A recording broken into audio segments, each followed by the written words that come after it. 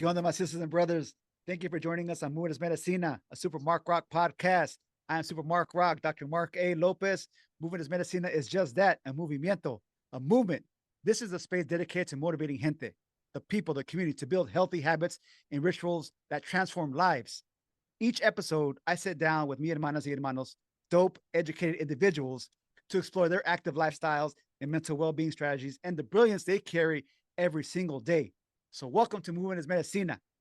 Speaking of dope, educated individuals, I am joined by my sister, mi hermana, Elena Beltran, aka a chingona artist, aka a fellow Sun Devil, That's right. aka a fierce education advocate for our gente, aka a newlywed, Oh, aka a dope, educated individual. Hermana, welcome to Movement Es Medicina. Thank you for being with us thank this evening. you. Thank you for Thank having you. me. Absolutely. This is way Exciting. overdue. That's right. It is exciting. It's way overdue. Can't wait to get into your journey and our conversation.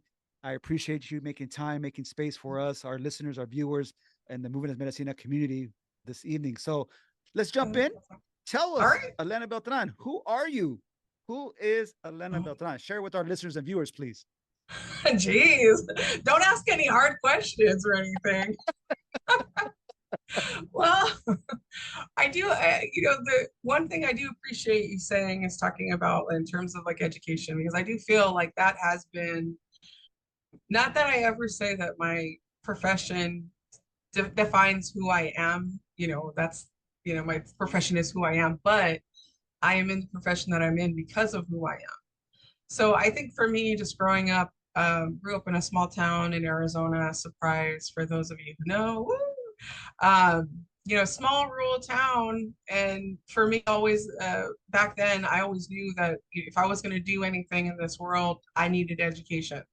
So it was very important to me, even as a child, just wanting to get good grades, wanting to do something. And Some of my teachers back then, apparently, when I was in kindergarten, they asked me what I wanted to be when I grew up, and I told them I wanted to be an attorney.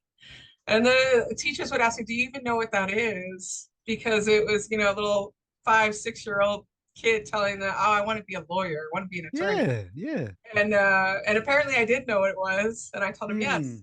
So, and that has always been something that's been important to me. Working in my community, working for the people that I grew up with, the people who look like me, and Hmm. making sure that, our community took all the opportunities that they could and understood what was out there for them to make a better life for themselves, make the lives that they wanted for themselves. So I feel like that's been like my passion over the years, and getting this far into my career now, 20 almost Híjole, híjole. graduation. It's a long career being in higher education, man, I tell you that. But you know, Hmm. um, just really getting into that work and trying to make sure that I'm doing with whatever resources and positions that I have, Yeah, that I can do as much as I can for my students and the community that I'm serving. And then 100%. outside of that, I'm a regular person. No, I, you're you not. know, Whatever. No, you are not. You're far from it. You're far from it. Please, please. I know we were talking earlier about like artwork, and yeah, I am an art. I do consider myself an artist, and I will say this: it took me many, many years to be able to say that comfortably. Mm. And I think other people who are artists or who do anything artistic or put things out there, into the community, when you first start off, like you feel like you haven't earned it yet to be able to say that you are this thing or of this community. And I Hmm. definitely felt like, well, I didn't go to art school. I've never taken any formal art classes. I just one day started to draw and then realized that I actually had a talent for it. And then it was just practice makes perfect. So over the years, I kept doing it and I got better and better and better. And for the longest time, I would never call myself an artist, Mm. just because I felt like I wasn't. I Mm. wasn't an artist. And it took me really kind of growing up and like, no, I am an artist. I do this. You know, That's I may right. not necessarily make my complete living off of my artwork, but I put my art out there, and I Hmm. feel like that's enough. If nobody else likes it, didn't matter. But Right.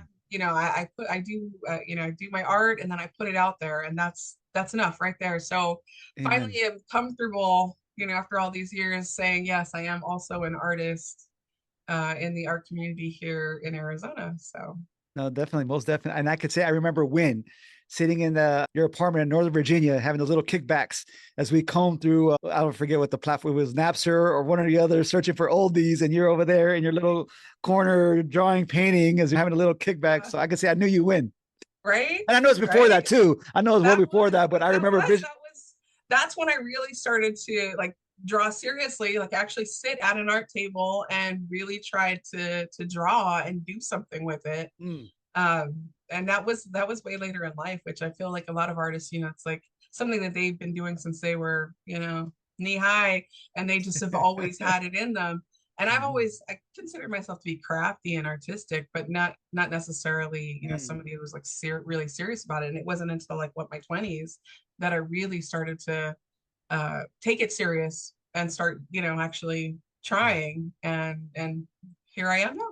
Yeah. No, I love it. And I mean, you are an artist. I mean, I've had Thank the you. pleasure and privilege to see your work up close and personal firsthand, but also it's a space that brings you joy. Like you said, I mean, Yes. regards, it's not for the buyer, it's not for the art community, but it's for you. It's a space that brings you joy, and you're sharing that craft of Oh, yours, that yeah. beauty with others, if they buy it or not, but you are putting it out there to like you Yeah. said, and that's important. And we'll get to that. And that importance of mental health, and that's something I speak to quite a bit, that space of joy. And I know this is a space that's brought you joy for a number of years, regardless of how you identified artist, non-artist, in the community, outside the community, but still at its core, it's always brought you joy, Elena, right?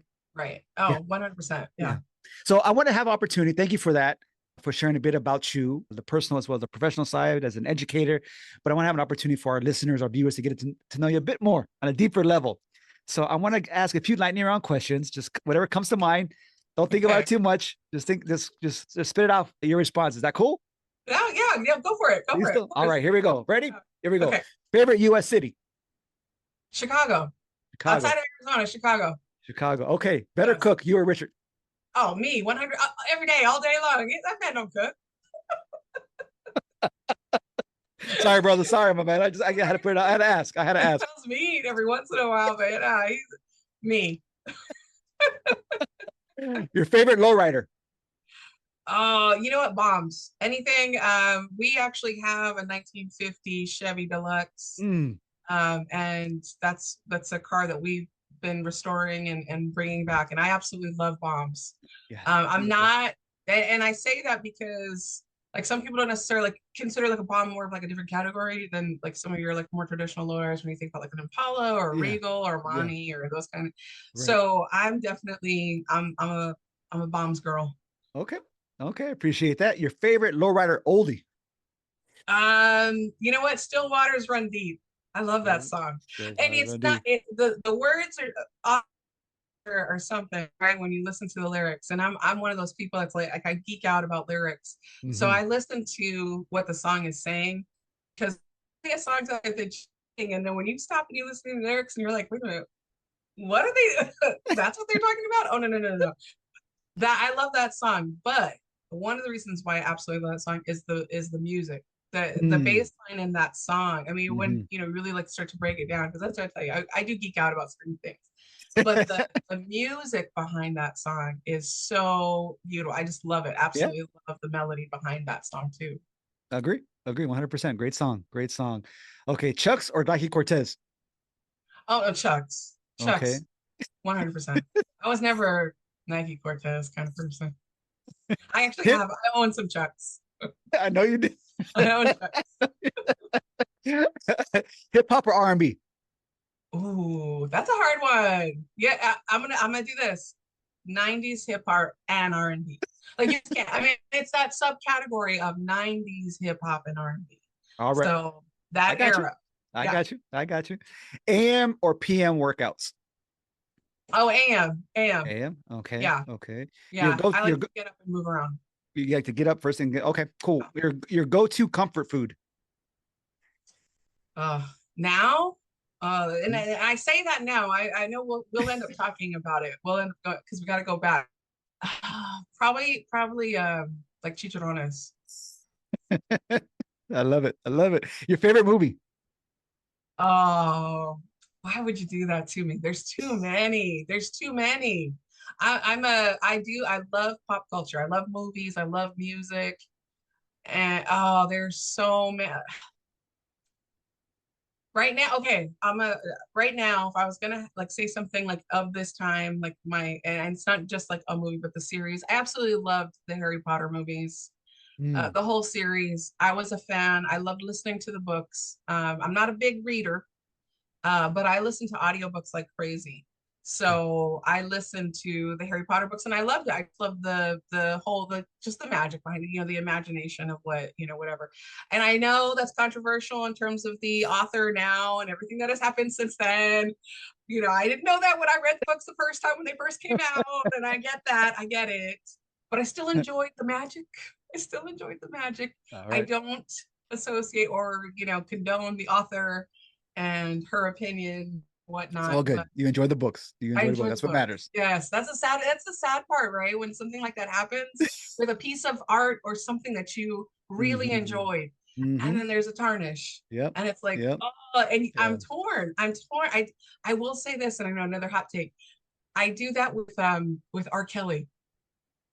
With R. Kelly. That's a whole other Because, episode. That's a whole yes, other episode. I'm not even gonna go there. I'm not gonna okay, touch it. but That's a whole that's a hard no. one too. Because I love to step in the name of love. I love to step in the name of love. But then I'm not I feel guilty about loving and stepping in the name of love. I'm not gonna touch it. I'm not gonna touch it. That's a whole other episode, I another know. topic for I another day. know. Okay. Okay. So what is your go-to hype song during a workout to that point? Like hype song. Well, I had like there's a Pandora station because I use Pandora. I'm old. I'm old. I don't use Spotify. I still have a Pandora account. And it's a workout station. So they play, it'll be like regular, but they've remixed it so that they're all like hype. So it'll just be like regular songs. And then they just like have totally remixed those songs so that they're more like, EDM, electronic. So they just sound more. Okay. But I And throw that station on. I throw that station the on when, workout station. yeah, Okay. when I want to work out. Yeah. And lastly, your next tattoo. Ooh. Well, I forever. There's a couple of things. So me and my friends have all decided we're gonna do a friend freckle. So I guess it's a What is thing. that? I don't know what that is. It's a Please thing. explain. I don't know what that is. So a tattoo, a Uh-huh. tiny, tiny tattoo that could look like a freckle on your body. But it could be any shape. We've decided to use a little heart, a little brown heart shape. But it's a tattoo and then everybody gets one. But they're tiny and they're more for like, you and your friends, right? So you all know that you have the same tattoo. But Hmm. it's very, it's small. It's small enough to where it just looks like a freckle on your body. Nobody else would really know that it was there except for you and the people that you got it with, right? So it's more about the experience and doing it together. And I have this group of friends, and we've been friends since we were in kindergarten, the same, circle of people, Mhm. and we're going into our 50s and we're still best friends. So we all decided that we're gonna do a tattoo freckle. All right. That's gonna be the next tattoo, but that's not the next tattoo that I want. Like that's just the next tattoo that I was like, oh, okay, well, yeah, let's do the freckle thing. Then everybody wants to do that. We can totally do that. But That is the next tattoo, though. That is your next tattoo you're that getting. will be the next tattoo. Yeah. All right. All right. Well, man, I appreciate that. A little glimpse into who you are on the personal side, allowing the opportunity for our listeners, our viewers to connect with you, get to know you a bit and some of your interests. Híjole, sis, we go back some years. We Yes. go back some years to Arizona State University. I believe it was either Mark Tejada or Angel that connected us. I think we were first year Yeah. students at a Mecha party. Yeah. You were wearing the big hoop earrings, red lipstick, your Dickies or something like that. I think, if I'm not mistaken. Yeah. Oh yeah. No, for sure. I know it was, and it was Mark and Angel from that Yeah. student speakers group that I Yeah. had been part of, and I met them. Yeah. And then they kind of like, oh yeah, let's and people introduce, right? Oh yeah, come over here, Yeah. let's do this, let's party, let's do this, whatever. And Hmm. then again through the fraternity with Marcos and Yeah. And Chris, Rudy and Chris. Yeah. Hmm. solidified. Yeah. Absolutely. But in all seriousness, I know we go back, and I just want to say I appreciate you being a dope sis, hermana, friend for Oh, thank so you. many years. I mean, undergrad, I mean, we spent time in the DMV in a professional season, been Right. educators through and through our entire careers. So just appreciate you, sis. I love you all, Aw, and so glad that we get to have this conversation. Thank you. Thank you. So yeah. let's jump in. Me and that I'm a huge mental health advocate, Yes. wellness, movement enthusiast. I aim, I try to tell gente to get at least 20 minutes a day in, 20 minutes Right. of something every day, whatever Right. that is, whatever you like, movement, 20 minutes of movement daily. My question is for you is about your wellness and active lifestyle. When did that wellness journey begin for you? So, okay. So I was thinking about this because I knew this was going to be the conversation that we had. So growing up, I'd always been athletic, very athletic. I came from a pretty athletic family. My mom was actually a very big softball player, Mm, to where she was like in a more professional league mm, that she was part of, that was like mixed double or like mixed, gender league or whatever. So it was men and women, and she was like pretty professional. They had like their name on their bags and everything. I mean, it was pretty legit. My dad was a cross country runner, and his whole side of his family, they were all cross country mm, runners. So I kind of came from a family that was pretty mm. active, and on my mom's side they were bigger people, so a lot of my friends played football. They were more Okay. like on that side of it. So I was always very active as a kid, and just playing sports. I played every sport that the school had. I was on the track team, I was on the basketball team, I was on the volleyball team, anything that they threw a lot of things at me, just like, hey, yeah, we need you to do this. And so I did it, kind of thing, like, come and be on this team because we need more people on this team. And I'd be like, oh, okay, sure, whatever. And I Mm, was lucky that I was athletic like that. I had a little bit of some natural ability, to at least pick things up, and I loved it. One of the biggest things that I absolutely loved was weight training. I used to do that mm, in high school. I was very, very much into weight training, and thought, briefly about doing, more competitive, like weight work, kind of, mm-hmm. weightlifting, and kind of, but didn't really go down that route. Just kind of stayed with sports and whatnot. So I was able to parlay that experience and Mm-hmm. my athleticism into being able to walk on to the ASU women's track team when we were at ASU. And Mm, that was a fantastic experience. And I will say it was hard growing up because genetics are a thing. And I come from a family, especially on my mom's side of the family, they were bigger people. mm-hmm. So, they just carried weight. And so even throughout that time of my life, I still struggled with weight, just putting on weight and then being able to take it off. Like as soon Okay. as a new sporting season, whatever. So I never had like a issue with like, oh my goodness, like what am I going to do, kind of a thing, because I always knew like the next season is going to start, and then whatever, I was going to drop some pounds. Okay. And then I was always a weightlifter. I was always weight training, and muscle weighs more than fat. So Right. I've always been heavy in terms of the scale. I've Mm-hmm. always weighed, a lot. And usually people are really surprised at how much I actually weigh when they see me, just because I carry weight really well. Mm-hmm. So, being on the track team at ASU, completely, I mean, that's a D1, like you Yeah. are in it, right? Yeah. That's So right. That's right. the kind of training to do, and I was a thrower, Mm, so I didn't run. I was too big for that. Like, even though they kind of had it in me, my dad said something, they were runners. But I just took more my mom's side of the family, so I was very much more muscular and strong. So I was actually able to, turn that into throwing. So I threw the discus, the shot put, and the hammer at ASU. And that was a very different way of working out and mm-hmm. weight training. We really did have to bulk up. there was definitely more of that. We were lifting weights for strength and explosive strength, which Mm-hmm. is very different from like, just weight training that you might do at home, or, Yeah. even if you're just looking to like, get muscle and some tone on you and your body, that kind of thing. This was more like, we had to build high volumes of mass and then make that mass really, really strong. So, you were doing a very explosive motion all at once. So you needed to be able to have all that power behind you to be able to do the event, right?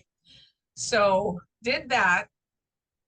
And then after I was done with the track team, Mm-hmm.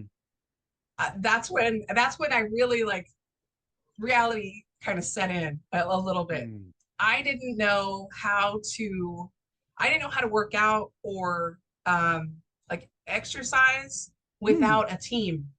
I Mm. didn't know how to Okay. do that without being in an organized sport, because my entire life Wow. had been in organized sports. So it had always been something like I'd always had a weight coach. I'd always had a coach. I'd always had like, like, okay, this is what Yeah. we're going to do today. I want you to do 12 reps of this. I want you to do this, those kinds of Wow. things. Yeah. Yeah. So when I was, and then obviously, being at ASU, it was very, very regimented. We had workouts that were set for us. I mean, these people knew our health. They knew our max outs. They Yeah. knew all of those things about us. So they put that together, and they gave you a folder, and they're like, Mm. here's today's workout, and you followed like, oh, okay, this is the workout for today. Yeah. So I never had to do anything on my own. And when I Gotcha. left the track team, that was like the end of my like organized sport career. And I did not know how to like really for myself how to put that together. And then not only that, but at the time that I left the track team, I was very big because we had been like working out, we'd been Mhm. bulking up. Right. I was in a physical shape for a very particular skill, Yeah. and that wasn't the shape that I wanted to be in anymore. I was like, Mm. okay, I need to, it's kind of like a professional wrestler, right? You see them when they're professionally wrestling, and the Rock was huge. He was huge as a wrestler. And now you see him as a actor, and the bulk has shrunk down. You see that like they bring that bulk down. That was me, right? Mm-hmm. Um, and we'll also talk about like what that did to me mentally. Mm. Um, but yeah, so that was hard. That was very, very hard. I didn't know how to shrink the mass down. Wow. And I feel like that's really when, I kind of got off track with being health, like knowing how to really like be healthy and how to do things Mm-hmm. for my body, like my realistic body, not the body that I needed to be able to throw, but just to like my body, my shape, help just to be healthy and to be at a healthy, Yeah. you know, place, weight, all of that.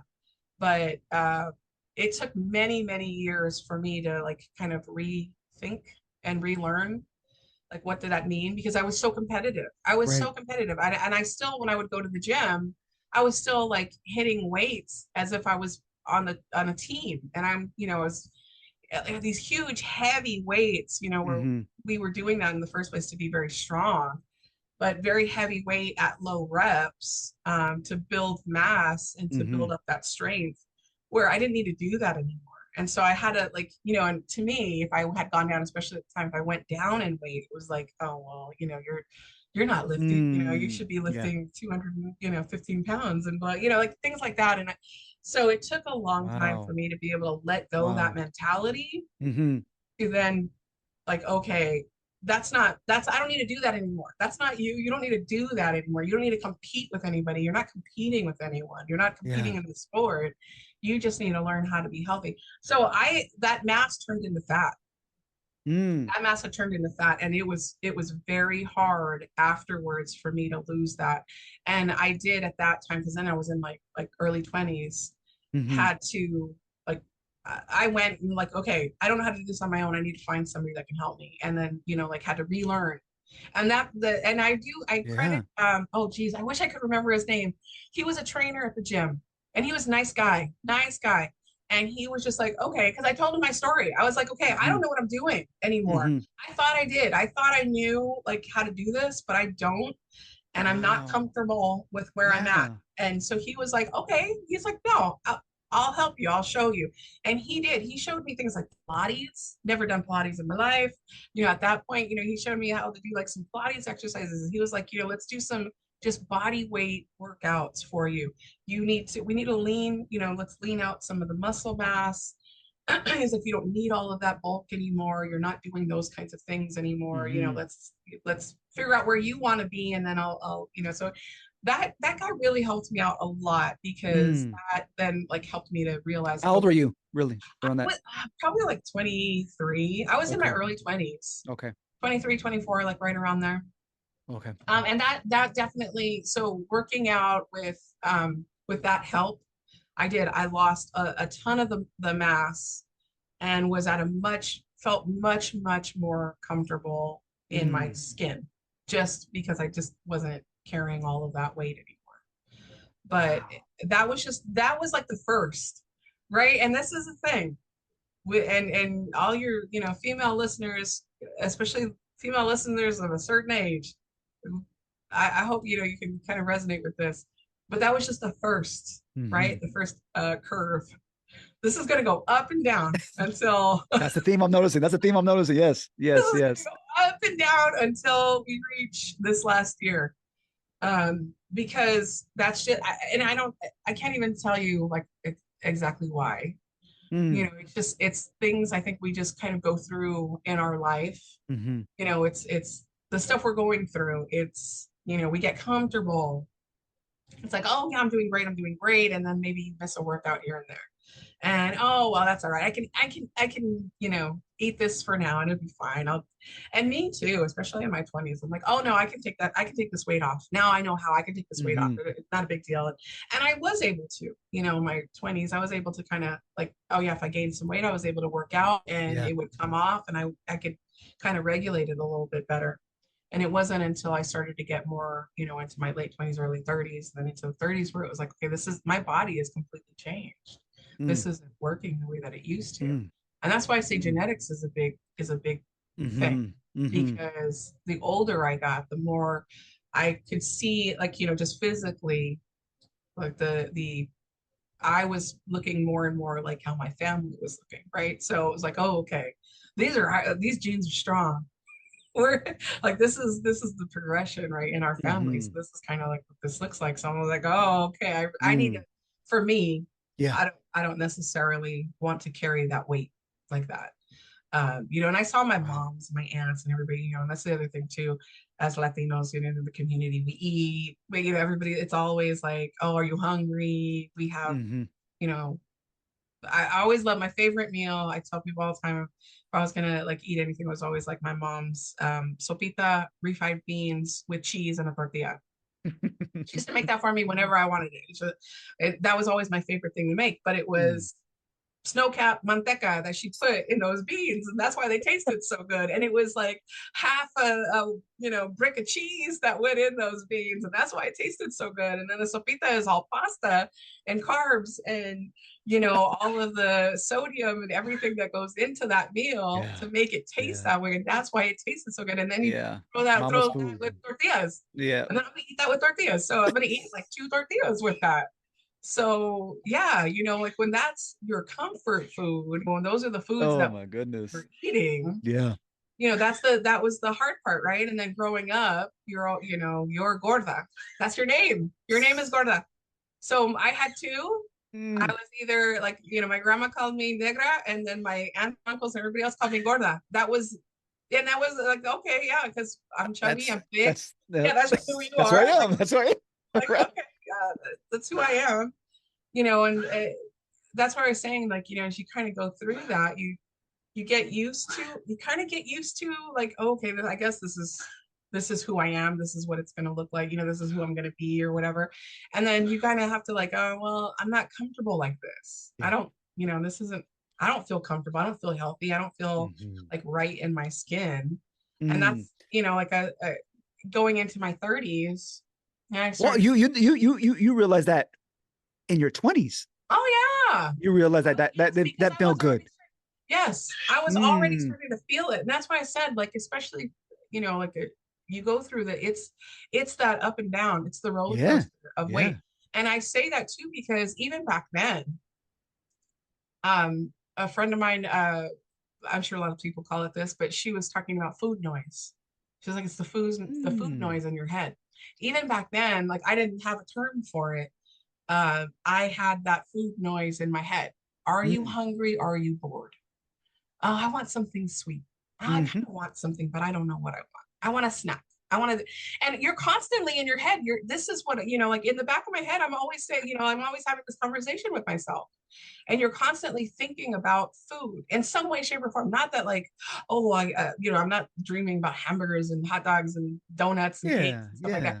But there is a voice that you're constantly talking about food in your head, and Mm. and good and bad, because especially like being on the track team, I had to eat. I needed the calories. I Yeah. had to eat big, and they were, like we had creatine, and we had like all kinds of different like protein that they wanted us to eat, like powders and shakes that they wanted us to drink, and it was to keep the mass. And so like for me, it was like, oh shoot, I need to eat. I need to eat, because I Mm. needed the calories for the workout. I needed the bulk, all of that. So even in like when it's even productive, you still have the food noise in your head, like, Mm-hmm. oh shoot, Mm-hmm. you need to eat, or you need to do this, you need to do that. So, and then it's bad too, because then it's like, you're not hungry, quit being fat like that. I'd always say that in my head, like, quit being fat, you're not Mm. hungry, you're just Mm. bored, like. And I had to like remind myself, and even and those were kind of like the struggles that I would have, is like, are you hungry, or are you bored, or are you Wow. nervous, are you Yeah. something, because it was just like, oh, I want something, I want candy, or I want chips, or I want, so like, okay, why do you want, are you hungry? No, I'm not So really. even to that point, Elena, I mean, when you were having this food noise, it wasn't. They were cravings, not necessarily. I mean, you weren't reaching for an apple. You weren't reaching for a salad. You weren't. No, You were oh reaching God, for no, no, right. It was no. It wasn't, yeah, exactly. It wasn't anything healthy. It wasn't like, oh, yeah, you know what? I'm gonna eat some grapes, or I'm gonna eat, I'm gonna yeah. get me some carrot sticks and hummus. No, it Yeah. wasn't that. Mm. It was all the junk food. It was Mm-hmm. everything, that tasted good. Yeah. It was like you want something sweet and salty, or you eat something sweet and then you're like, oh, I need something salty to balance this out. Or Mm-hmm. you know what I mean? So there's that. Or like and even like with different partners throughout my lifetime, right? Like I was with somebody that had to have dessert with dinner. And no Wow. matter what, like it was just the way that he grew up with his family. They always had like a dessert, something sweet after they ate. And I kind of fell into that habit too. It's like, oh, okay, yeah, that sounds like fun. Let's Sure, dessert after dinner. That sounds great. Okay, like, what's the sweet? What's the dessert today? Like, what you got for sweet? Like that's, and then so you get into those habits, and it was like, oh, okay. Over time, Mm. that just kind of became like the thing, and I wasn't necessarily staying on top of workouts, and you get into your daily routines, and you kind of Wow. fall off. And then Yeah. I get myself like super motivated, and it's like, okay, and then I really need to, let's get a handle on this, and then start, Mm-hmm. start again. And I started doing all kinds of different things. Working out again, going to the gym, I have my gym memberships, which I liked, but I found for me that I think that the upbringing of being on a organized, like a team, helped me out more than just trying to go into the gym by myself. Yeah. That's what I hear. So Yeah. That's what I yeah. hear. So for me, the classes were great. I started Mm. going to, like I would find like, oh, okay, let me join some of these HIIT classes, high intensity interval training. And I loved it. And then just having the camaraderie of the other people Mm. in those classes with me, that was like, gave me kind of like that sense of team that I used to have, that's kind of like how I associated activity Yeah. growing up, and just being on different organized sports teams. It was kind of like, oh, okay, I kind of found like a little team Mm-hmm. again that I can be a part of. And I feel like that, had I not like kind of fell into some of those classes that way, I don't know that I would have continued working out on a regular basis Mm. throughout that time, especially like in my 30s, because it Mm-hmm. was, like work, and and everything else, and working on, like doing artwork. And that's another thing too. And I tell people this all the time, the artwork is a very solitary hobby. This is Mm-hmm. not a social hobby. This is not a um, it's not an active hobby. This isn't like a passion where, you're going to be like hiking. And I love hiking, by the way. Absolutely. That's one of the things also that I think really saved me in terms of Mm. keeping some kind of activity. I love just going somewhere and just walking. I love to hike out in the desert. I love to just, like just go on a walk, So that same thing. I tell people just walk for 20 minutes somewhere. It doesn't matter Mm-hmm. where you go, just walk Mm-hmm. somewhere. But this is when I focusing on my artwork, that's where I'm at. Right there at Mm. that table, in this chair, hunched over that table for hours. And if I really am into whatever it is that I'm doing, like I'm really focused in on the piece that I'm working on, whatever, it can be hours that I'm just sitting there. Mm. And then I also have a sedentary job. I work in higher education. I'm in an office at my desk. So, 8 hours, 9 hours a day, I'm in an office at my desk. And then if I come home at night and I'm working on something, I'm now, 2, 3, 4, 5 hours at this table. Wow. So though that kind, like that kind of stuff, balancing it out, I have to Yeah. remind myself, you need to get up. You need to get up and walk. And Mm. I really try not to get after myself, because I feel like that's also one of those things that we do, is get mad at ourselves for not doing it, or for not, Yeah. like, hey, some days you're not going to be able to. Mm-hmm. There are lots of days where, it's like, oh shoot, I just haven't, today has just been a busy day and did not, get to work out, do like a formal workout, or, go on a walk or anything like that. And that's okay. That's Mm-hmm. okay.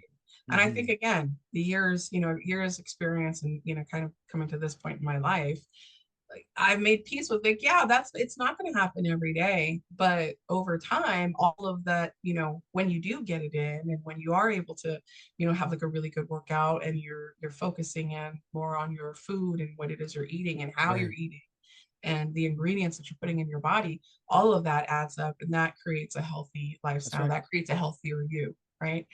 And so it is a balance, but I don't beat myself up when I'm kind of out of balance Mm-hmm. with one thing or another. And I think that also took a lot of time, because I used to get after myself a lot. Like when I say, like, the food noise would just be like, you were lazy today. You should have Mm. this. You should have, and I'd get after myself. You shit on yourself a lot, huh? You shit Yeah. on Oh yourself a lot. yeah. Just getting mad. Just, like, oh, why are you being so lazy today? Like, Yeah. like, and I would say that to myself all the time, which again is just kind of like those things that you kind of like, what, oh, you were being so fat today. Like, you were being so Mm. fat today. Like, and so you Mm. tell yourself that, right? So you tell Yeah. yourself those things, and that does tear you Oh my down. goodness. It And absolutely you do, does. like, Absolutely you get does. down on yourself, and Mm-hmm. you're the one who's doing it. Nobody had the nerve to come to my face and you that. Like, oh, you're really gonna eat that? Okay. All right, go to that. Go ahead. Put that, Susie Q in your mouth. Go ahead. Like, nobody was ever doing that. It was me doing it to myself. Yeah, you were fat shaming yourself. You were fat Yes, shaming yourself. yes, Yeah. 100%. Because nobody ever, I don't think anybody dared to do that to me. They were too afraid. Oh, but what I Yeah. hear you say, I mean, this wellness journey, your wellness journey has been quintessentially just that, a journey. I mean, Yes. we're exposed to it at an early age, Elena. I mean, Oh so yeah. many of us Mhm. that were not, you had both parents who were active. You came We're active. from Yeah, they were families active. that were Yeah. athletes, to your point. So you were exposed early on. And you had mentioned that they put you in activities, they put you in Yeah. everything: Oh yeah. volleyball, softball, Yeah. trap, whatever the sport of the season was. So you Yeah. were building that at an early age. And then you liked the competitiveness, to your point, and Yes. fell in love with this D1 athletics at a Mhm. major research institution. Like, you played for this school. And, but I think you had to relearn what it meant around your own wellness outside of competitive Yes, sports, exactly. which you had Exactly. never done before. You had Right. never done. You're like, what the, whoa, Yeah. what am Yeah. I doing? What happens now? Yeah. And 100%. Without that's having what a coach tell me what to do, I didn't know really what to do. And mm-hmm, then, but the only things that I knew how to do were the stuff that I was doing for the team. mm, And that wasn't serving my purpose. That wasn't serving me in like a healthy way, in terms of like being healthy. and Right. You were bulking. You were yes, getting strong for the sport. yes, I was, and I tell you, like back in the day, like I could leg press, double leg for both legs, whatever. But I was like 600 some pounds Oh because my you're goodness. like super, super strong. And Oh that's no my joke. goodness. Like we were pressing weight. Like that was like huge. I obviously couldn't do that. It was like once or twice. But we were You pressing did it. some like big weight, right? And we were, like that's the way that we were working out because it was the competitive, it was to like Mm. really bulk up. It was to be super, super strong for a very specific reason. But that's all I knew. And so coming out of that, like I didn't know, like, oh yeah, lower weight, longer reps, Mm-hmm. doing, and then the specific exercises for like different areas, because we were Yeah. very focused on like very specific muscle groups because those are the muscle groups that we were using for the sport. Mm-hmm. So yeah, I mean, it definitely was a journey to relearn those things, to figure out like what was right for me and my body, what was, what fit into my lifestyle. And that was the other thing too. It was like, Yeah. okay, there's been so many different iterations of me. And then I had to, like, Right. how do you Right. fit those things in there? You want to be all things to everybody. And so Yeah. you have to learn how to like, oh, okay, like how do I get that in? Mm-hmm. You know? Mm-hmm. No, I love that point you say that, because I think that's the beauty of growing old and becoming wise, is that there are multiple iterations of us. We continue to evolve. We're Right. becoming more intelligent, more wise in our age, call it what it is, but Yeah. we are different than what we were in our 20s, in our 30s, approaching the last few years of our 40s. We're most Oh yeah. certainly different, but I love the fact that you're pointing out that how you're prioritizing your wellness again. You are Right. relearning yet Yes. again, right? Yes. You had these Yes. stages of your wellness journey, but you're Right. relearning yet again. You're giving yourself grace, which is something I'm better at. I need to do better at, and giving Right. myself grace. But I do, like you mentioned, I shit on myself all the time, Yeah. and I need to give myself grace when I don't, something doesn't go as planned, whatever that Right. is, the workout, the run, the cycle, whatever it is. I need to give myself grace, and it's Yeah. okay. I'm trying to do that. I'm trying. I'm out here trying Right. to accomplish this feat, but that's something that I appreciate, again, that you say that we are at multiple iterations of our life, and we have to remind ourselves that we Yeah. should not be stagnant. We should not be that same person that we were in our 20s, in our 30s. We And you should be can't able to. be. You can't be. No. And that's definitely, I think that's something, as people, like that's something that we have to be okay with. And like, you're saying like give yourself grace in that you're not, like I wasn't the way I was when I was in my 20s, when I got into my 30s. And I had to learn that and be okay with it and then come, like you do. And it's just like anything else, right? As we kind of go through these cycles of our Yeah. lifetime, as we Yeah. start to get older, now I'm squarely in middle age, right? So now I can say I'm a middle-aged woman, and I have to come, and now I'm coming to grips with what does that mean? Right. Who am I as a middle-aged person? And who am I physically, mentally, professionally as this middle-aged person? Where that was not, obviously that wasn't me in the 20s. I Right. could do different things in the 20s and not worry about it. I could drink and not worry about it. Like, those kinds of things. Whereas now, and the stage that I'm in now, this was definitely um probably the biggest like wake up call I think that I've had in it Mm. yet. Right? Like up until this point, it's been like, oh, okay, we need to get a grip on this. We need to like focus in. Like, let's really, uh just for me in terms of like health wise, like let's see. And I've never been like one to just have like a crap diet. Never been one to have like a super crappy diet. I always knew like, yeah, we got to eat. You got to eat healthy, and you do. And I had looked that up too, especially kind of like coming away from being in an organized sporting team, trying to figure out like, okay, what should I be doing for myself? So I had Mm-hmm. done a little bit of research. So it wasn't like I was completely like, I have no idea what a green thing is. I know what salads are. I know what vegetables are. I know what it means to eat clean, those kinds of things. Now, do you do it? not always. I mean, it's very Yeah. tempting to not, and especially as you start to get older, and it's sometimes convenience wins out over all of that, right? So you Hmm. don't always have time to make dinner. You don't always have to, like there's just you got to get to work, so it's like, all right, let me just grab whatever, and a lot of times that's when I feel like okay, I ate really crappy, I really just didn't hit the mark where I wanted to hit. It's because I didn't take the time to prepare myself for it. So I just grabbed whatever. And those are the times where it's like that's where it hits me the most is when it comes to convenience. So I have learned over the years that I need to make my food convenient. So healthy food has to be convenient for me. Hmm. So I do have to meal prep. I do have to like prepare like things so that during the week when I'm getting ready to go to work, I can grab things out of the refrigerator that I've already prepped, put in, little containers, whatever, so I Mm. can grab it out of there, throw it into my bag, and then, hit the road so I can get to work. So for me, if I don't do that, that's when it's like, ah, crap, I'll just run and get something, and it's like, all right, well, you can't necessarily do that anymore.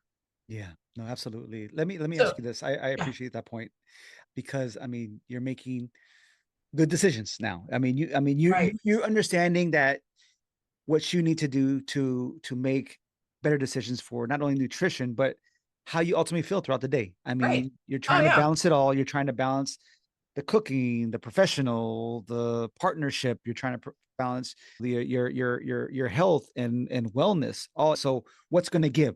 And you've identified those points like, okay, if I don't meal prep, I know I'm going to end up eating out. I'm going to try to right. eliminate that. So let me try to do my part in prepping accordingly. So I'm making Yeah. the appropriate decision. And you mentioned, and that's something that I want to come back to. You mentioned this notion of balance that you're okay if you do miss a workout or hey, I ran out of Mhm. time today because life is life. Yeah. And you talked about something giving, but you're still prioritizing your health and mental health Right. and Yes. day to day. How do you Right. keep it all moving, Elena? How do you keep? I mean, you mentioned you're okay with that. If I Yeah. miss a day, I miss a day. Cool. But you're still prioritizing it throughout the day, throughout the week. How do you keep that all moving? So I think for me, it's understanding. I had to understand what what was it that I wanted for myself. Is it a certain weight? Is it a certain look? Right. And I think everybody needs to like define that for themselves. Mm. So for me now, it was I wanted to be healthy. I didn't care so much what the scale said. Wasn't so much, I wasn't like, I think in my, earlier years, yeah, that was, obviously, I think we all kind of go through that where we're like, oh my gosh, I got to be this weight. I got to look this way. And for me, especially as I started to get older, it was more, I just want to be comfortable. I just want to be comfortable with who I am.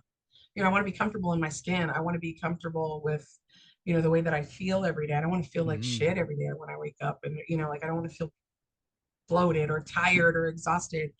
And I think that kind of one thing that definitely helped me to kind of come to where I'm at now is so that's why I'm okay with, well, if I don't, that's okay. Obviously we don't want to make that the habit, right? We don't want to make like, okay, you're never prioritizing your activity. You need that. Your body needs it. And I think, like for me, if I go too long without like being active or doing something, I feel it. You can feel it, and you're just like, oh, I need to walk. I need to go do something. Yeah. You start to, your body knows, and you get into those habits. You start to feel that. But I definitely have to, and this is hard. This is hard, and I don't know if it's. I think it's a lot of females. I don't know if it's Latina females, but it's hard sometimes to prioritize yourself over others.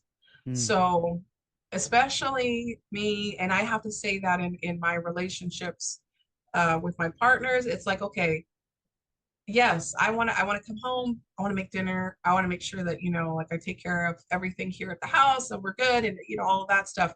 But then I also have to make sure that I'm taking some time like for me where it's like, okay, he doesn't have to work out every day. He doesn't have to do that. And he's, like for him, his hit Yeah. again, we're all individuals and our journey looks different. He works at like his work is very active. So he's constantly, like walking all day long. He's constantly on his feet. He does maintenance and he's like up, down ladders. He's carrying things. So he gets a lot of activity just from his job alone, which is great because then he doesn't necessarily have to come home and, look at his rings on his watch and see if he's got to get that activity ring. He got the activity ring throughout the day because he's on his feet all day long, moving around and doing stuff. He's wrenching on things, so he's using his muscles. So what his activity level looks like is very different from what mine does, being that I have a sedentary job. So for me, like I have to sometimes be like, all right, it would be so nice and lovely to be able to sit down every night and, oh, let's watch this show and let's do and sit down on the couch and snuggle with him and, like whatever, we eat dinner and I have to and I told him and I tell him that it's okay, because that's another thing that's also can be very sensitive to some people. But I tell him like, hey, I don't mind if you tell me like, hey, I thought you were gonna go work out today. I thought you said you were gonna work out at like 7. I'm like, yep. Oh, you're right. You're right. I am, and I need to because sometimes I don't do it for me. Like there's plenty of days where oh, you know what, I'm gonna go work out in my room. And I go and I have my little setup and run through my little 30-minute workout, do some weight work and just, body weight work and feel great afterwards, jump in the shower, it's great. And there are other days where I'm just like sitting on the couch and, he's like, well, were you going to work out today or were you not going to work out today? And I could, there's some days where I'm just like, oh, I'm tired, man. I really, okay, well, then don't. Like, yeah, it's okay. Those are the days where it's like, all right, if you really are like, man, I'm just wiped. All right, go to bed early, get some rest. And that's your body telling you that you need rest. And that's okay. Yeah. But you have to prioritize some time for yourself and make sure that, it is hard because it's like, all right, I got work. I'm going to come home and make dinner. I'm going to do that, but you have to do those things for yourself. And it's okay that you're not paying attention to your partner, or it's okay if some days you don't make dinner because it's like, hey, you know what? Tonight, there's leftovers. Go ahead, I'm just gonna heat that up. If you're hungry, there's stuff. Yeah. You got, I don't know, heat yourself something up, or you know what? I'm gonna grab a salad on the way home. Do you want something? Because I don't feel like cooking today. And instead of, so you do. There are days where you trade those things off, and that's okay. You're not hurting anyone. You're not hurting your relationship. You're not, whatever. But I think again, that's another one where it took me a lot of time to come to that realization where it's all right if my partner is not my number one priority the minute I walk, through the door when I come home. It's okay for me to have, like I'm going to be the priority for the next 30 minutes and I'm going to do this for me because it makes me feel good. It makes my body feel good. It, it gets all that, any stress I might be holding on to, I'm going to use that energy during this workout or, the walk or whatever it is that you decide to do. So I love the fact of how you brought prioritization into the conversation and how you really tied in both the physical health as well as the mental health. I mean, you spoke to earlier, Elena, about the joy that your art brings you and the significance of how that is a mental wellness practice for you. And I believe it's something I speak about a lot. We just do not prioritize joy enough, especially as brown people, especially as Latinos. I know it's a very privileged statement. As an educator, I have that luxury to prioritize things that bring me joy. I get that. My parents, my elders, my grandparents, they did not. Right. Coming from blue collar, working class roots, they did not have those luxuries to prioritize joy. We do, and I own that privilege. And we just do not do it enough today, and the necessity behind that. And you've identified that in your art. Can you talk about that a bit more? Oh yeah, sure. So, and I, you know what, 100% completely agree with you because I say that to people, when they're like, oh well, you get to sit down and draw, like I know I do. I worked hard to get to be at this point in my life where I can take that time to be able to. But I also, and what I stress with my students, what I stress with other people who ask me like, how do you do those things?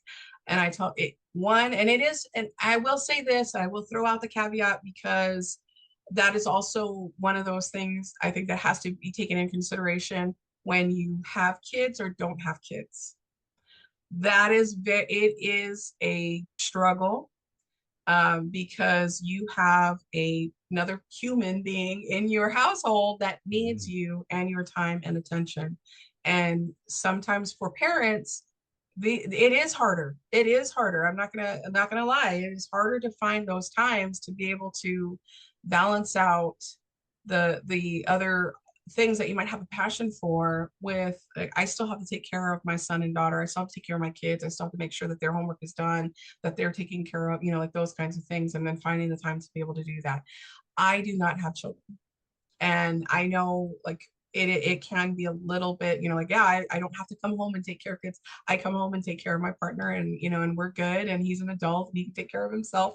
So, I prioritize our relationship, but then I can focus my time on myself, on my improvement, on things that I have that are my passion. So I do throw that out there because I know that it is hard, and I would never lessen the struggle that parents go through trying to balance that out, because that's another thing that they're balancing out in their life, and that's huge. That is a huge priority. So when like, if we look at all of that, right, you still have to though. You still have to. And I know that's hard to say, but you do, you do need, mommy needs her time. So you need to figure out, like, when you can take it, even if it's 10 minutes of time, even if it's 15 minutes, even if it's 5 minutes, and then be able to take that time to do something. Now, even if it's a hobby, if it's a passion, if it's like just, getting on a treadmill, or even just like walking in place, even if it's just doing something just to kind of like get the energy out, give you like some movement, even if you're just doing some stretches, whatever, you please do find that time to be able to do that for yourself, because it does make a big difference. My artwork, yes, is a outlet. It has always been an outlet. Once I started getting into it, it really became something that I absolutely loved doing, and then loved being able to draw on my experience, on my culture, on the things that I saw every day, and then the things that I studied in college.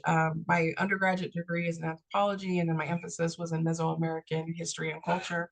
So one of the things that I absolutely gravitated towards was just the Mayan process of writing, Mayan hieroglyphical writing. And that's really what got me, because in one of the classes that I took, it was a section, it was just really a section of a class that I was taking, and we had to draw out like some of the glyphs, and it was just part of what we were doing in that class. But I absolutely loved it, and just was like really, really fascinated with it's a form of writing where it's symbolic. So it's a symbol, the logogram, so there, it's a picture that means a sound, right? Or that conveys like a whole phrase or a word. But what I loved about it was the artist, or the writer, the scribe, had artistic license within that. So even though there may have been, like, let's say it's a tree, right? That tree means Elena. Whoever is drawing, writing, the artist doing that tree has artistic license to make that tree however they see it in their head, like a different artistic, but as long as the elements are there, it's still the same. So it could vary, but as long as the elements of that logogram was there, it still meant Elena. It still was that, that tree was still meant Elena. But you could, and so I love that. I was like, oh, that is so cool. Like, you can put your own spin, even though, like, for us, the alphabet is A, B, C, D, D. You write it the same way. It's like, okay, maybe handwriting is a little bit different just because people's handwritings are different, or font. It would be like, being an artist and, like, using different fonts all the time to, like, write something out, and it could be like completely different and elaborate, and so I absolutely love that. And that's kind of what drew me into, because I gravitate more towards Mayan artwork, and so using that, like drawing on that, is where I started with my artwork. I started to pull in a lot of Mayan iconography, and just using like that along with just the experiences that I had in my life, and kind of putting those things together, and sharing that, right? So all kinds of, and I have all kinds of different influences. Obviously, like Frida Kahlo, everybody loves Frida Kahlo, and like her artwork is crazy. But I also love illustrators. So that was also something that it's one of those things where I guess like it was always there, but I never really developed it until I got into my 20s. But I loved animation. I loved like cartoon animation and illustration, that kind of stuff. I love to see like different. You could tell, like you could always tell the artists or like a certain way that something got drawn every single time. You knew it was like this illustrator that did it. Quentin Blake is an artist that I absolutely love.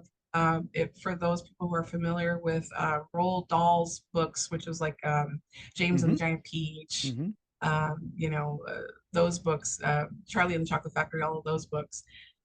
The artist who drew the illustrations for his books, his name was Quentin Blake, has a very, very specific way of drawing, and that's his artwork, and I absolutely love it because it's messy. It's not neat. It's not polished.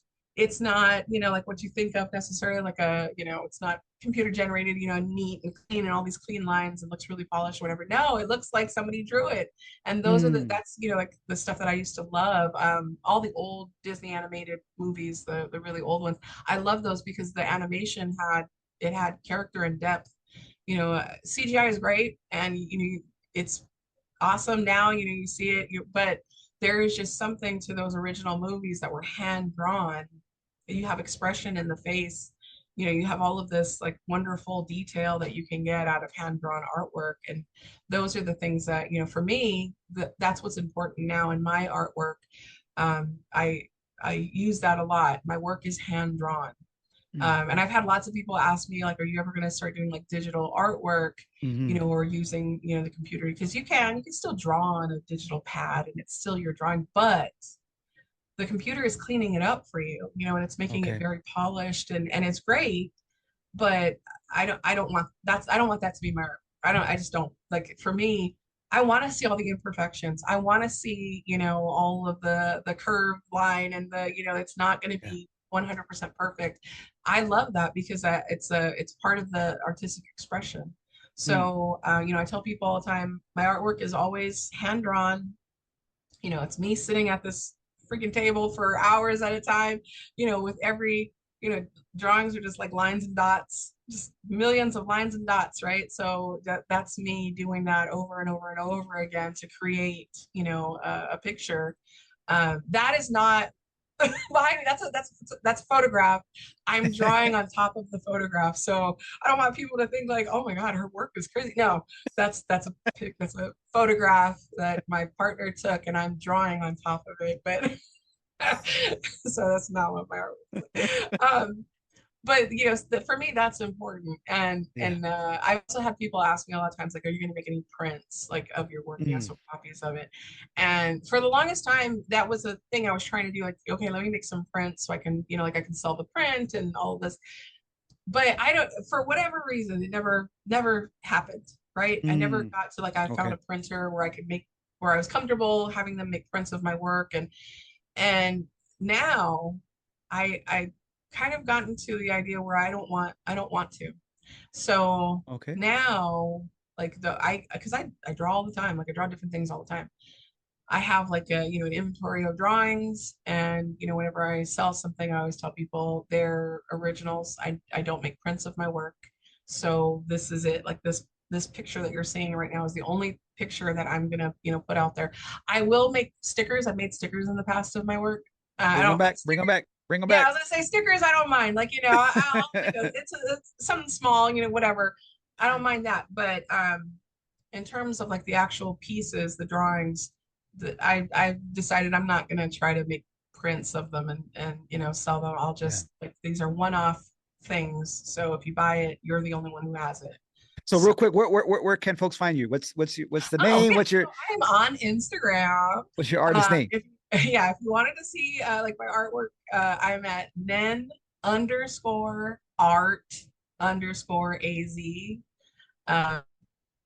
And that's basically it. Like I'm not like NEN, right? NEN. Yes. Then NEN okay. at or underscore art ART at underscore AZ. Geez Louise. But I'm not all over all kinds of different platforms or anything. It's just that's my Follow her. Go check her out. Yeah, yeah, and please do. message me, please feel free. I tell people all the time, and I put it out there on my page, and things that I'm doing.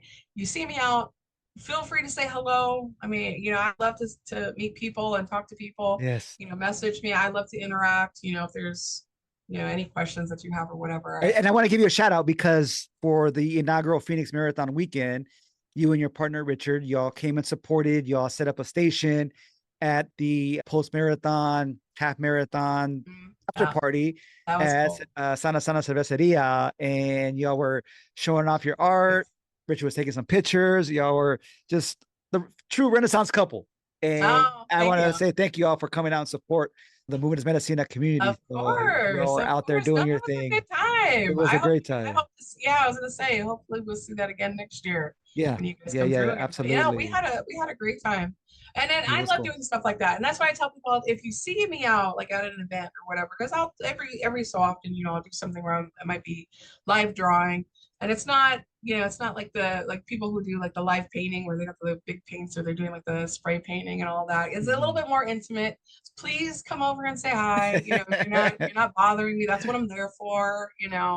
I feel like sometimes people just are like, oh, they're because even there, people are like, oh, I didn't want to bother you. I'm like, yeah, that's what I'm here for. Like, I'm just drawing in between, like talking to people. Like the Right. drawing is just what I'm doing, to pass the time. Like it's really the people that I love being able to sit there and talk to and whatnot. But Absolutely. Absolutely. No, it was a great time. And Elena, I want to transition a bit and ask you, you may have seen me use or heard me say, recuerda tu your por qué, remember your why.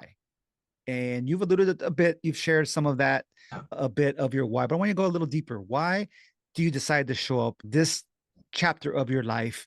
Why do you work out? Why do you hike? Why are you focusing on nutrition?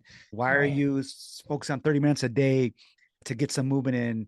Recuerda tu por qué. Can you share with us your Yeah. why? Yeah, 100%. So, like I was saying before, like you go through iterations of your life, right? And there's just different times. Um, this point in time, like I was saying before, now I'm middle aged. I'm a middle aged woman, and with that comes changes, right? We all know it. It comes for all of us, and it came for me in a hard way, man, a hard way. So about a year ago, well, you know what? Let's say about 2 years, prior, like all of a sudden, like things just started to change for me. I was putting on like weight, and okay, fine, that happens. But I also started to notice just like a change in me altogether. Right. I was tired every day. I was exhausted. I'd come home and, I have a sedentary job. But yeah, and yes, it doesn't mean that that isn't stressful and exhausting and whatnot. But I was coming home where, before come home, work out, do things, around the house, whatever. I was coming home and cook dinner and all I wanted to do was sit on the couch or go to bed. Like I was just coming home exhausted. And I started to, I was putting weight on and I kept thinking like, oh, great, like I'm at that point in life, then you start thinking about perimenopause and menopause because these are the things that we have to think about as females as we come into middle age. And so I was like, man, that must be the thing that I'm going through. And so I started to like, okay, I need to figure out what's going on with me now, right? And trying to figure out like what this was. And for me, it was little things that started to add up that really changed, like turned into like why did I like really now come to like this turning point in my health journey. Like I started to feel tight. I just like my skin felt tight. I didn't feel comfortable in my skin. Physically didn't feel comfortable. My hands were swollen, my legs were swollen. Like just there was a huge change. And then constantly being exhausted and tired and just feeling, just so beat. And then it started to like really mess with my motivation. I didn't want to do anything anymore. And I would always have been an active person. My entire life I've been an active person doing something. The kind of person that just felt like if I didn't do anything, I was wasting time. I've always been that kind of person. Like if I wasn't moving around, if I wasn't, if I didn't clean, do laundry, at least do something, I was wasting time. And to the point where I was just like, I don't want to do anything. I don't want to go anywhere. I don't want to do it, be around people. I don't want to, whatever. I was just kind of like, everything was kind of like closing in on myself. And I wouldn't necessarily say like depression, but I will say there was a lack. My motivation was just like dwindling, right, to nothing. And Richard and I, we had gotten engaged, and we were, like going through like all of that. I was into planning a wedding and all of this. And one of the things that I was like feeling was this, mind you, up until this point, we've been together for 9 years prior to actually getting engaged and deciding like, okay, let's get married. So we've been together for a while. And then I was not the person that I was when we got together. At this point, the person that I was about 2 years ago was not the same person. And not that that's a bad thing, because we all change, right? That's how we grow as people. We're not always going to be the same people. But I felt like I was fundamentally not the same person anymore. And I didn't like that. And I did not want to go into this marriage feeling this way. I didn't want that. I didn't want that for our marriage. I didn't want to feel like, just blah. Like I started to feel like I was just existing and I wasn't living. And that is one of the things that I think for me, I've always had like not necessarily like a fear of, but just like I don't ever want to be the type of person that just exists. I want to be somebody who actually lives a life, So I had to like make a change. I started going to the doctor. I started going to my primary care first and just like, hey, doc, this is what I'm feeling. And I will say this especially for women who are going through this stage in life, you have to advocate for yourself. You have to 100% advocate for yourself when it comes to your health. Because I was so disenchanted with primary care. Because what did they tell you? And I'm sure, males go through some of this as well, but it was like, well, that's the age. It's the stage of life that you're going through. It's, just exercise and eat right. I've been exercising and eating pretty right most of my life. But at this stage, I'm putting on like 50, 60 pounds in a year. Like this isn't normal. That's not the stage of life. I had gone from, I think when Richard and I first had gotten together, I think I was probably about like 175, which is, I was comfortable. I was happy. I liked that. I liked who I was at 175. When I got to the point where I was like, okay, I need medical help. I need to like figure out what's going on with me because this isn't right. I was at 247. I mean, this was like the heaviest I'd ever been in my life. And just, was completely like, this isn't me anymore. I don't feel comfortable. I don't feel healthy. I don't, all of that. So going to like, just a primary care doctor, I was like, okay, so you're just telling me that I need to watch what you eat, watch your carb and sugar intake and exercise. And I'm like, I'm doing that. That's already what I've been doing. I've been trying to this is more than that. So I had to go and seek out help from other doctors, other, professionals that specialized in exactly this to figure out like, because I'm like, there's got to be a hormone imbalance in here somewhere. There's got to be other factors that are feeding into this because this is like a rapid weight gain for me. And now I can't even get the motivation to even start to even try to see like, is exercise going to help this, and I'd been exercising on and off during this period, but it just kind of like, I started to dwindle down to where I didn't even have the motivation to even want to work out. And the working out was becoming the exception, and the sitting on the couch was like my normal every day.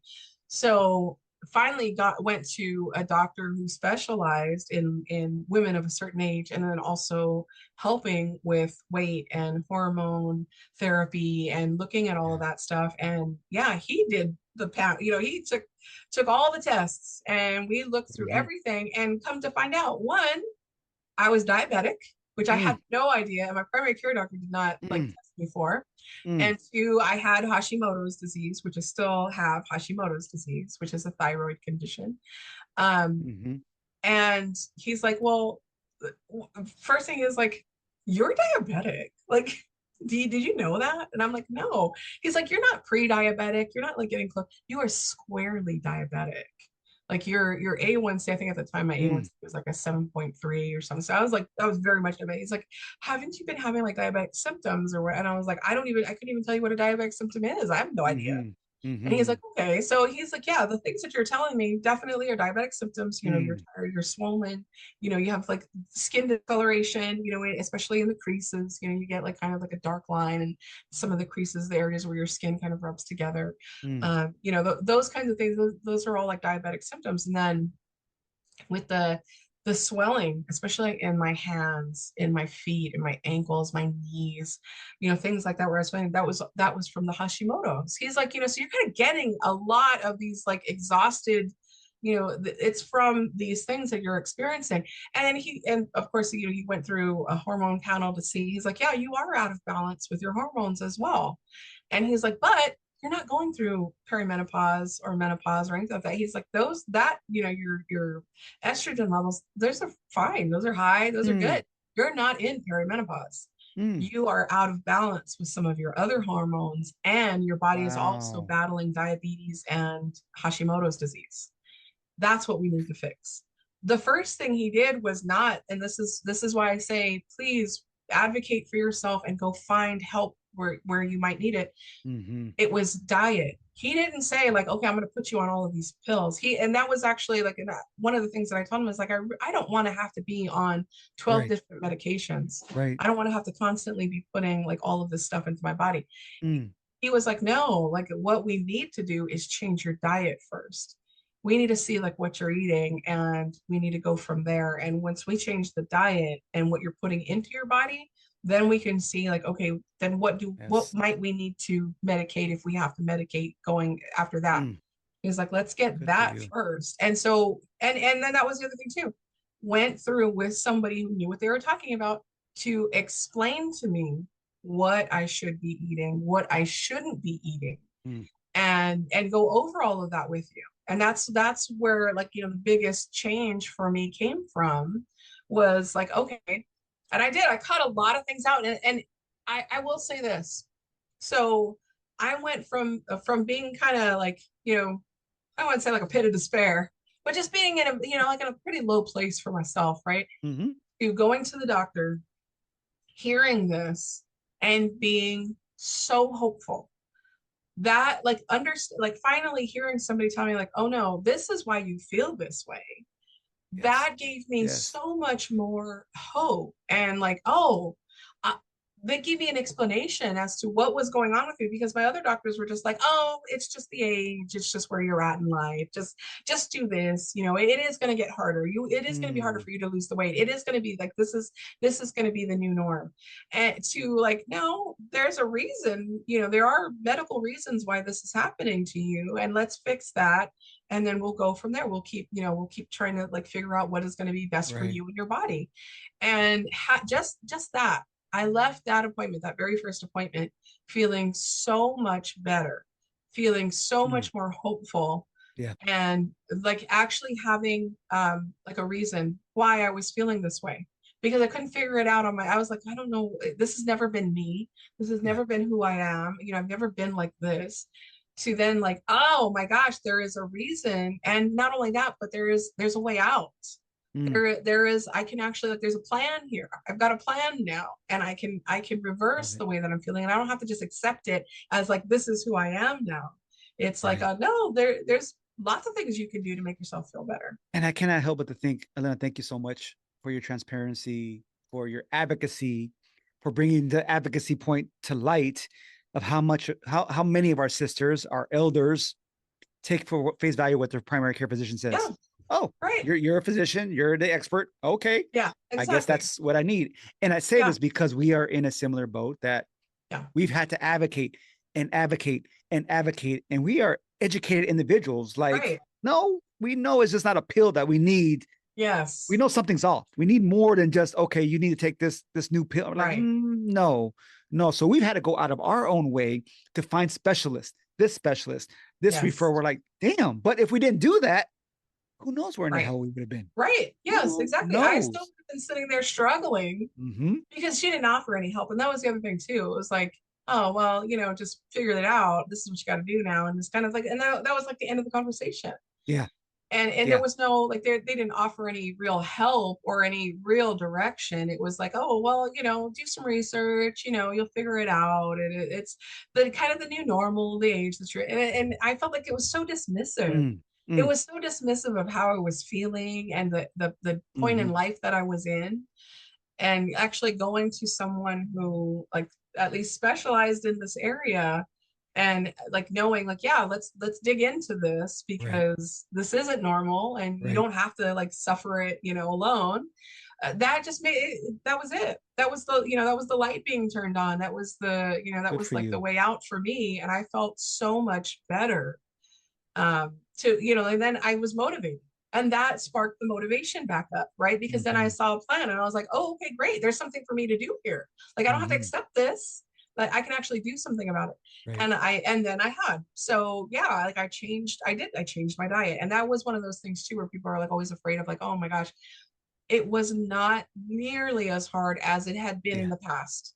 And it really was a struggle in the past to be like, oh, geez, like to cut out my bread, to cut out like tortillas, to cut out, like that kind of stuff. Yeah, whatever. No, like this time, this point in my life, and I think it also comes with age. Like you realize, yeah, things are different. I'm different. This is what I wanted to do now to make myself healthy. You avoid as much as you can refined sugars and refined flour, and But Elena, you said it so early on in our conversation. You wanted to feel better. At the end of the day, you wanted it to feel better. Yes, the weight loss is going to come. Yes, the muscle's going to come. Yes, that's a byproduct. But at the end of the day, your goal is that you want to wake up and feel like, oh, I feel like myself again. I just wanted to feel like myself again. And I think too, that's you do. I mean, yeah, vanity can be a really great motivator, and it is. You want to look good in your clothes. Sure, you want to look sexy, of course. But for me, at least, and I don't know if it's just where I was at in my life, I just wanted to feel like myself again. And that's what I didn't want to accept. When my primary care is telling me like, oh, this is just who you are now, and and I'm like, no, because this is not who I have been my entire life. My entire life I have been this, Elena, and now you're telling me that I'm this? Like that's not, I can't, like I couldn't accept that. And so I just wanted to feel like myself again. And doing this and like really advocate, like for you, seeking it out, looking for it, having to like, yes, I need to find a doctor who does this. And I had to do that research.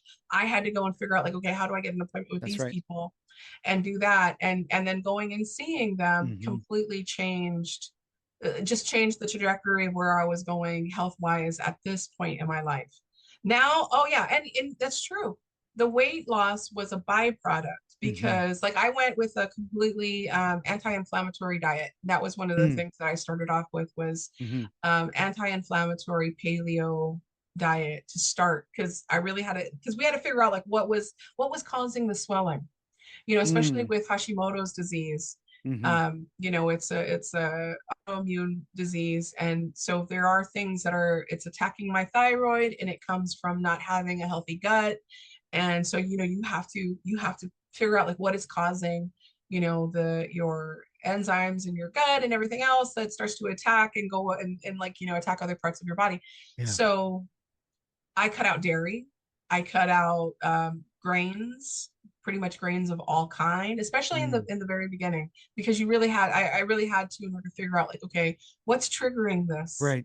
Like what is triggering me to like, all of a sudden, because I'd get pain. And that was the other thing too. Like I was getting pain, not just like the swelling, but the pain. And I would have that like in my joints, and it was just like weird. That's why I said like this was just not me. Like I knew something else was going on. So cutting out all of those different things, at first it was very severe. So it was very much like, it was like, okay, clean meat, lean meats, and then like healthy meats, grass fed, like really looking for things that are like healthy and not ultra processed, no processed foods, no fast foods, vegetables, fruit, and then just sticking to that. And that was really it. And it was, and honestly, I felt like that kind of made it simple for me. It's like, all right, meat, vegetables, and fruit. As long as it fit in that category, it didn't matter. I could eat whatever I wanted as long as it was in that category. Okay, fine, then good. So that's how I started. That's what I started with, and cut everything else out. And that really did help. The inflammation went down, all the joint, like feeling pain in my joints, and all of that started to, the swelling. That's fantastic. That is Yeah, all of fantastic, it Elena. started. And that just kind of like, okay, and then it snowballed. Then I got more like into it and starting to like, okay, so Yeah. what should I be? What other things can I do to make me feel like, and adding turmeric to my food, and like starting to think about like what are some of the other things that I can do to make me feel healthy, and then realizing that 80% is diet, 20% is activity. So whatever you're putting into your body is what is fueling you, and is, that's really what's going to change your makeup. 100%. At this point in my life, that the diet was super, super important. 100%. And now, going from 247 when I started this journey, again, like, that was, the weight loss was a byproduct, but now I'm at 179. So I'm almost back to the 175 where I was at. All right. When Rich and I first got together. Yes. I know. Yes. And just from, and it hasn't been, where I've been trying to like starve myself. I don't starve myself. I don't, and again, like I don't beat myself up if I don't get that work in, the workout in every single day, like for 2 hours a day or anything like that. My goal is 30 minutes, at least 3 to 4 times a day or a week, and then we'll go from there. And we'll see what happens. Some weeks, maybe it's only twice that week that I really get a chance to like, get a workout in because it's a busy week. That's okay. Because next week you're going to make it, you're going to keep it. This is a journey. It rolls over. You're going to keep doing it. But every day, with especially if you stay with a healthy diet for you, whoever, whatever, everybody's an individual, a healthy diet for you, it all works out. Like all that stuff like feeds into it. Now, I now get into supplements and, all that. Right. I started to get into like, oh, okay, like let me make sure that I'm also, putting other healthy things in that I might not necessarily be getting from the food, and making sure that I'm doing that as well. But that all comes with time, and it does. So I'm proud of you. I'm happy for you that you are where you are in this journey, and that you are feeling better. You're feeling yourself again. 100%. I stress that so much with everybody that I talk to, especially I'm talking to other females, and they even a little bit express that they might be feeling something. I jump right into it. Like I can't. I jump on that soapbox, and I'm like, Absolutely. Look, man, get into a doctor who understands what you're going through. That's right. I mean, that's the big takeaway. I think if listeners, viewers, advocate for yourself. Right. 100%. In your health journey, if something is off, don't get a second opinion. See someone else. Please be your best advocate, especially as Latinas and Latinos, Latinx communities, brown communities. Please advocate for yourself. Thank you, Elena, for saying that. I want to ask you this, Elena. What comes to mind when you hear and or see Movement Es Medicina? Honestly, I say this because we have known each other for a long time. For a long time, yes. And I have seen different iterations of you. And I will say this to anybody who is listening. Remember, I can edit. I have editing privileges. I can say that. I'm kidding. You're listening to the podcast if you're watching. This man has gone through a lot of iterations of himself. And I have seen him go from unhealthy states to who you are now. And when we talk about movement is medicine, you are like the poster guy for that. I mean, just seeing how motivated and I'm not even talking about necessarily the weight loss, because that's the big thing, right? Because that's the physical thing that everybody sees. Everybody sees the weight loss, and that's the first thing that everybody kind of gravitates towards, and that's just it. But who you are in terms of your energy, the energy that you put out into the world, your positivity, all of that has come. I feel that so much more seeing you in this iteration of yourself, where you are like pushing yourself physically to do those things, those goals that you have set for yourself. Mark back at ASU would not have been running marathons. He would not be this guy. I mean, guys, I got receipts. I got the pictures. I mean, that was not him. We could look at those. Like, Mark at the cookout, sure. Mark it wasn't that, but this No. part, you see, like, and that, I think, you kind of coming into this part of, coming into your own and in this iteration of yourself, you've always been positive. You've always, like really been like an advocate for the community, for people and all of that. But I just feel like there's something stronger about you. There's something stronger about your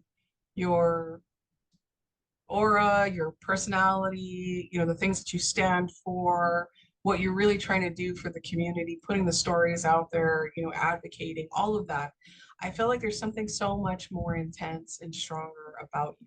So when you talk about that, Movimiento Es Medicina, what I think about is your journey, because you have made this happen for yourself. And I feel like you're putting it out there so that other people can also do it for themselves in whatever shape or form that might be. It doesn't have to be marathons. It doesn't have to be, cutting out all grains and refined sugars and fast foods and all of that. It just has to be whatever is good for you so that you feel like as an individual feel healthy. And that's what, when I think about this and I think about what you're trying to do, the podcast and everything else that you're putting out there, I've bought his workbook. I've bought it for some of my students. And have given that out as like gifts so that they can, the students can see that as well. But it does, like, those kinds of things like help to be able to journal and to be able to track and, to be able to like write out your feelings, and balance helps with, like mental health and like really, like kind of coming up with why are you doing that? What's your journey about? Like those kind of things. That's what I think about. And it's only because I see you as being like this push, right? Mm-hmm. You're out there and you're trying, but it really is about like the movement is just to get people to feel healthy, to be happy with who they are, to feel healthy, and try to advocate that for others. So I see that that's how I see it. The first thing when it come to mind. Thank you, sis. Gracias. I appreciate that. Thank you. I know you have receipts, and I'm going to tell Richard to burn them. Next time I'm going to text him right now, tell him to burn those receipts. Right. But I know you got them. I know you got them at the carne asada, at the cookouts, I know you do. I know you do. Dance parties. I will say this though, you always love to dance. And that's the other thing too. Dance, movement, any kind of movement. That's right. And you've always loved to dance. You've always been like one of the first people out there on the dance floor moving and shaking. So, I love that. I say, I know we make jokes. I know we make jokes, but of course. Always been like super positive and very, everything that you've put out there, I feel like it's been a great asset to our community. So thank you, sis. I appreciate that. Give me one question to ask my next guest. You don't know who they are. Okay. You don't know their background, but give me a question to ask them. You know what? So just kind of go off what we were just talking about. Asking what are they going to advocate for themselves?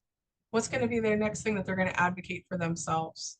Okay. And it could be anything. Is it like time to be able to find a passion that you love and to be able to like institute that into your life? Is it seeking out medical help to like really help with an issue that you might be having or you're struggling with? Is it advocating more time for you and your partner, or anything, or you and your kids, but what is going to be that one thing that you want to advocate for yourself? Okay, thank you. Something they're going to advocate for themselves. Yes, I love it. Yeah. And on the flip side, a previous guest gave me a question to ask my next guest, so here it is. Okay. What is some positive self-talk that you give yourself to get out of a funk? Ooh, to get positive out of a funk? Positive self-talk. Well, you know what? Okay, so I've never been real flowery. Not like come on. No me digas, not you. No way. Right? No, that's not me. So when I talk to myself to motivate myself, yes, I say like, and not, I know it's probably like a step up from being mean, but it's to myself. Like, okay, is this really what you want to be today? Is this really what we're doing? Like, it is, you know, like if I'm like, okay, no, all right, no, I need to get up. I need to, whatever it is that I need to do. Like today, this week has been spring break, so I've been off. But every day so far this week, I wanted to clean this house. We just moved into a new house. You know, we just got married. We bought this house, you know, like whatever. So like this week, I was like, man, I need to be able to clean, and I wanted to organize. We got a room next door that I have like just stuff that I haven't even unpacked yet. So I'm like, all right, I want to organize that room. I'm on spring break. There's a bunch of things that I want to do around this house. So earlier, and we get up stupid early in the morning. Richard and I are very, very early people. And I'm talking about like 3:30, 4 o'clock in the morning. We're awake. So like for me, 6 o'clock, I want to be up, moving around, getting things cleaned up and whatnot. So 6 o'clock rolled around this morning and I was still drinking my coffee, watching the news. And I was just like, really, Elena? It's already 6 o'clock. Come on, let's go. You don't have time to be sitting around all day. Finish your coffee. And I say, and again, this is how I talk to myself. Finish your coffee. You got 10 minutes. Finish your coffee and let's move. And that's what I did. I was like, okay, I gave myself 10 minutes to finish my coffee. And then I was like, all right, you can turn the TV up so that you can still hear the news, but let's get moving. I wanted to get the dishes done. And then I wanted to start doing laundry and just things, because I clean better when Richard's not in the house. So Richard was already at work. He had already left. So I was like, okay, good. I'm by myself in the house. I can get all the things done that I wanted to get done today. But that's how I talk to myself when I need to motivate myself. It's like, all right, come on, Elena. Really? I love it. It's a little tough love, kind of. Tough love. That's right. I love it. Yeah.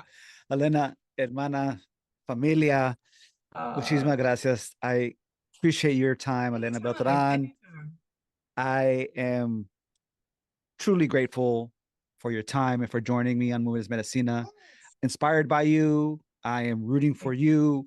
You are truly sacred and a blessing. Congratulations again to you and Richard. Just love all the brown love that's happening. Brown people in love. I love it. Rooting for you all.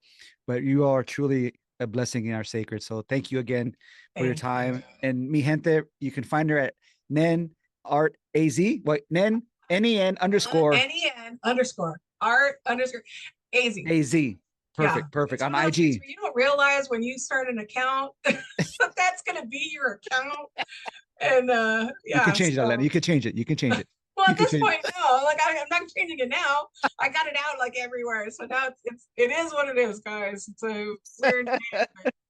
That's where I'm at. Mi gente. Please remember, recognize your dopeness. We are dope, educated individuals. Like this episode, ask us questions, give us feedback. Follow me. Follow Nen. Follow me at SuperMarkRock or at Movement Es Medicina on Apple Podcast, Spotify Podcast, as well as on YouTube. Please give us a like, give us a shout. Gracias, mi gente. Until next time. Paz y luz. Bye.